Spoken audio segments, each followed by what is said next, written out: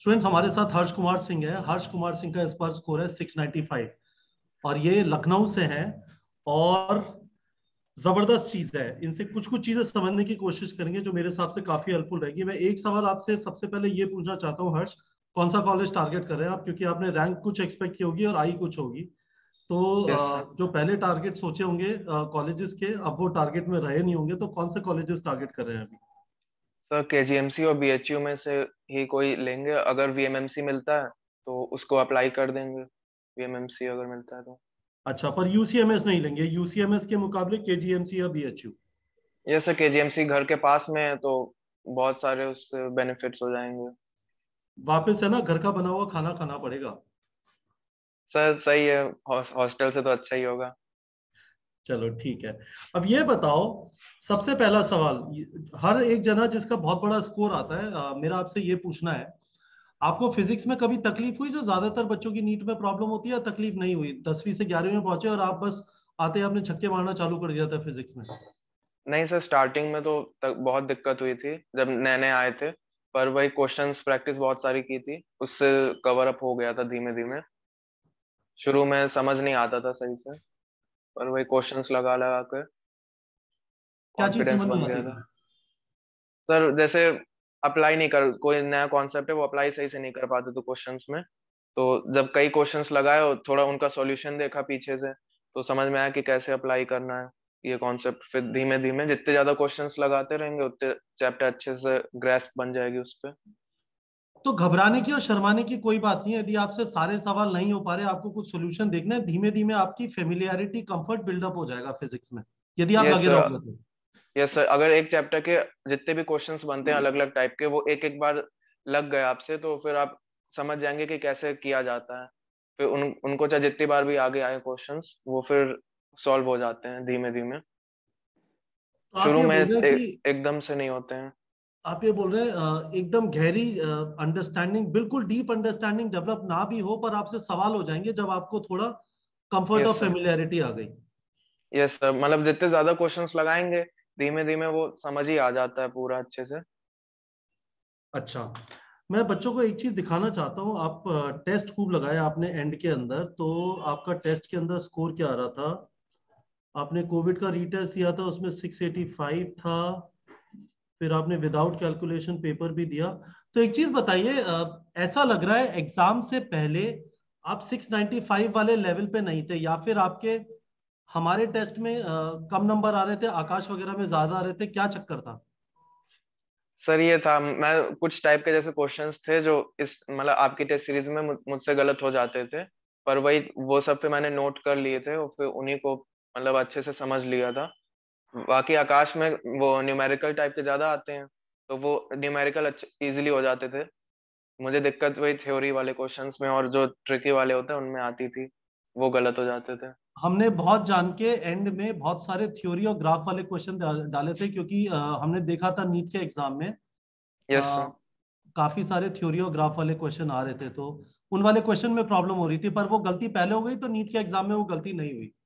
Yes sir, वो आपने जो अलग से फिजिक्स के थ्योरी वाले दो तीन टेस्ट रखे थे वो काफी हाँ, यूजफुल थे। वो काफी यूजफुल थे।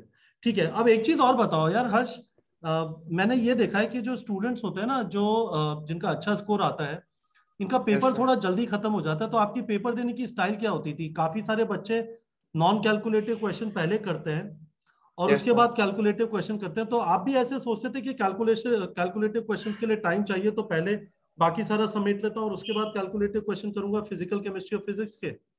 यस सर, यही अप्रोच रहती थी। पहले बायो कर लिया सबसे पहले, जितने कम टाइम में हो गई। फिर केमिस्ट्री के इनऑर्गेनिक ऑर्गेनिक कर लिया।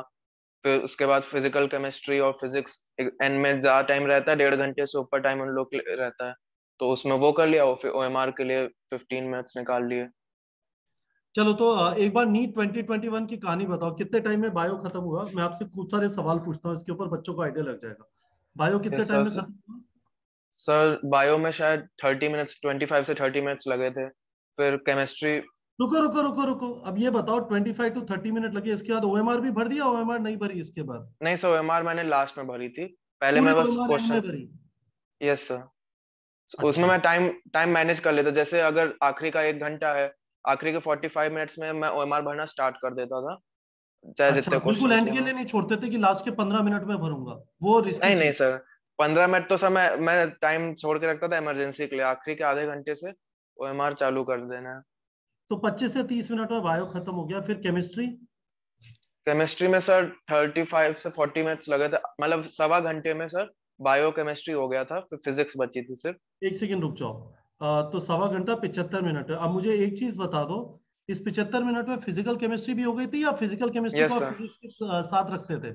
सब पूरा डन हो गया था, जो चॉइसेस वाला जो सेक्शन बी था वो भी हो गया था बायोकेमिस्ट्री सेक्शन का। बी भी हो गया था, तो आपने 75 मिनट में 150 सवाल कर दिए थे बॉटनी, जुआलॉजी और केमिस्ट्री के।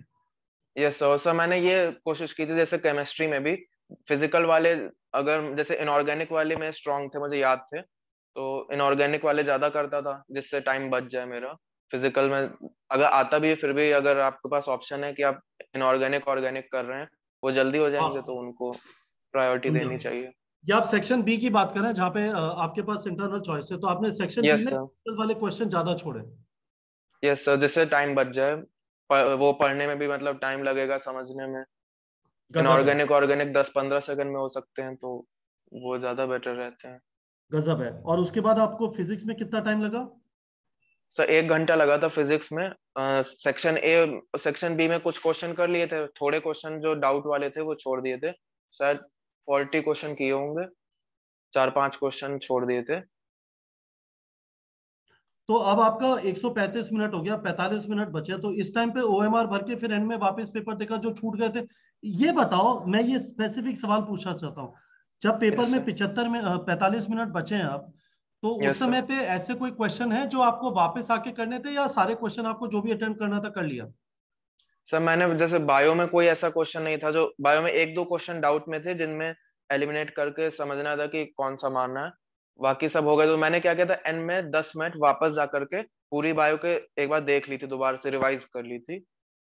जब 45 मिनट्स बचे थे तो मैंने फिर 10 मिनट अपने बायो को दे दी थी दोबारा रिवाइज करने में, कि कोई अगर सिली मिस्टेक तो नहीं हुई है। मैं प्रैक्टिस जब करता था हमेशा ये करता था, बायो जल्दी एक बार कर लियो, बाद में आके एक बार रिवाइज कर लिया 10 मिनट में, जिससे सिली मिस्टेक 1-2 अगर मिल भी गई तो उससे 1-2 क्वेश्चन गलत होकर के भी सही हो जाते हैं। तो बायो फिर 10 मिनट में रिवाइज कर ली थी, फिर मैंने वो ओएमआर भरना स्टार्ट कर दिया था। तो मेरा एक सवाल और वापस, यस 45 सर। मिनट बचे हैं, जब आपका फिजिक्स, बायो, केमिस्ट्री और फिजिक्स हो गया, अब आपने 45 मिनट जब बचे फिजिक्स होने के बाद, आपने ओएमआर भरी 15 मिनट, नहीं सर, ओएमआर भरने से पहले एक बार बायो रिवाइज कर ली ताकि सिली मिस्टेक अगर कोई हुई तो दस होगी। मिनट और गए, अब आपके पास 35 मिनट बचे हैं। यस सर, और पूरा पेपर हो चुका है, बस ओएमआर बची है। तो 35 मिनट में से 15 मिनट आपने 15-20 मिनट ओएमआर पे लगाए। यस सर, 15 मिनट ओएमआर में लगाए। फिर सर 20 मिनट्स बचे थे और फिजिक्स के 3-4 क्वेश्चन थे जो मुझे एक बार सही से चेक करके ओएमआर में भरना था, तो 5 मिनट में उनको कर लिया। आखिरी के फिर 13-14 मिनट फिर बच गए थे, तो आराम आप से फिर मोटा बैठे मोटा थे। ये कह रहे हैं कि पेपर में तो ये है कि पहली दौड़ तेज होनी चाहिए, और उसके बाद आपको फिर एंड में टाइम मिला तो देख लो, पर रुक रुक के पेपर नहीं करना है, ये जल्दी सब में कर पहले लो। जितना जल्दी हो जाए शुरू में उतना अच्छा है, बाद में टाइम बचे तो रिवाइज भी कर लिया, केमिस्ट्री रिवाइज कर ली, कुछ मतलब कुछ भी कर लिया, पर शुरू में तेज होना चाहिए जितना ज्यादा हो। ठीक है। अब एक चीज और बताइए, हाई लेवल के क्वेश्चन प्रैक्टिस किए थे, या ये सोच के गए थे कि 2020 जैसा लड्डू पेपर आएगा? नहीं सर, 2020 जैसे तो सोचा ही नहीं था, हाई लेवल के ही प्रैक्टिस किए थे अच्छे से, और थ्योरी वाले क्वेश्चन जो वीक थे वो प्रैक्टिस किए थे। हाई लेवल के सर मेंस के और जितने भी बुक्स हैं इधर मॉड्यूल्स हैं वो सब लगा के अच्छे से गए थे। एग्जाम्पलर भी लगाया? यस सर, एग्जाम्पलर लगाया था, और फिजिक्स, केमिस्ट्री, मेंस के बायो प्री तीनों का एग्जाम्पलर लगाया? सब बायो की नहीं लगाई थी, सब फिजिक्स की लगाई थी। फिजिक्स भी पूरी नहीं लगाई थी, कुछ क्वेश्चंस बहुत ज्यादा लेंदी होते हैं तो उनके सॉल्यूशंस देख लिए थे बस। थोड़ा केमिस्ट्री और फिजिक्स लगाई थी, सो प्रीवियस ईयर लगाए क्यों थे। कर रहे थे ऐसा? पेपर तो उस टाइप का एक्सपेक्टेड नहीं था, तो उसका फायदा क्या होता है हायर लेवल क्वेश्चन लगाने का? ये सर फिर अगर सर इजी का सोच कर करते तब तो सर पूरे टाइम फ्री बैठे रहते अच्छे से, जितना ज्यादा टाइम है मतलब सर बार बार, ताकि पढ़ाई में अच्छे से टाइम यूटिलाइज हो जाए, तो सर हायर लेवल इसलिए लगाते थे कि टाइम वेस्ट ना हो। और उससे कुछ कॉन्फिडेंस भी मिलता है कि अब कैसा भी पेपर आ जाएगा, मेरा पेपर खराब नहीं होगा, मतलब मेरा पेपर इस बात पे डिपेंडेंट नहीं कि पेपर टफ होगा या नहीं होगा। ये सर टफ का तो एक बार ये जितने हाई लेवल क्वेश्चन लगाएंगे एंड में ये कॉन्फिडेंस बन जाता है कि चाहे जितना टफ क्वेश्चन पेपर आए 650 के ऊपर आप स्कोर कर लेंगे। एक सिक्योरिटी बन जाती है कि इजी आएगा तो इजी आएगा, फायदा है फिर तो। चलिए हम इस बार इसीलिए है ना 2 लेवल टेस्ट सीरीज करा रहे हैं, नीट और एम्स लेवल, उसका पर्पस यही है। वेरी गुड हर्ष।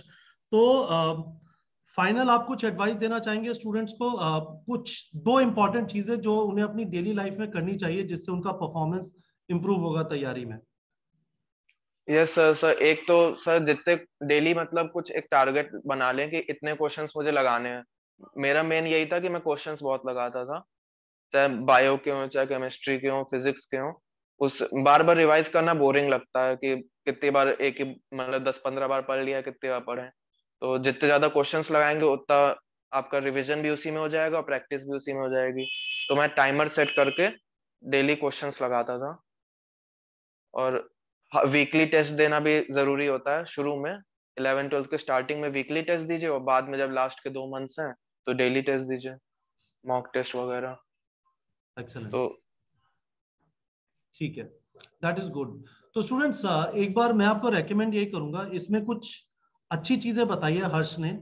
ये मॉक टेस्ट की जो स्ट्रैटेजी है, कैसे टाइम एलोकेट करना है, किस नजरिए से आपको पेपर जो आपने एग्जाम के में किया 2021 के एग्जाम में, ये जो बायो केमिस्ट्री फिजिक्स का सीक्वेंस इतने मिनट में खत्म किया, इस जगह पे जाके ओएमआर बनेंगे, इस सब की आप अच्छी तरह प्रैक्टिस करके चले गए होंगे ना? ऐसा थोड़ी है कोई नई चीज यस ट्राई सर, की होगी। 50-60 बार प्रैक्टिस की थी सर। कि मतलब सेम चीज पे कि एंड में 10-15, मेरा ये था टारगेट, एंड में 10-15 मिनट बचने चाहिए सब करने के बाद, ताकि अगर मैं किसी भी पेपर में पैनिक करता हूँ या कुछ भी अगर होता है बाई चांस, तो मैं 15 मिनट एडजस्ट कर लूँ। इसलिए मैं प्रैक्टिस यही करता था कि 2.5 घंटे में पेपर हो जाए किसी भी हाल में। Harsh thank you very much, this was very useful. Hopefully students को बहुत अच्छा आइडिया मिलेगा। मॉक टेस्ट एक बहुत इंपॉर्टेंट पार्ट है तैयारी का। आपने कुछ बहुत अच्छे सजेशन दिए। Thank you so much Harsh.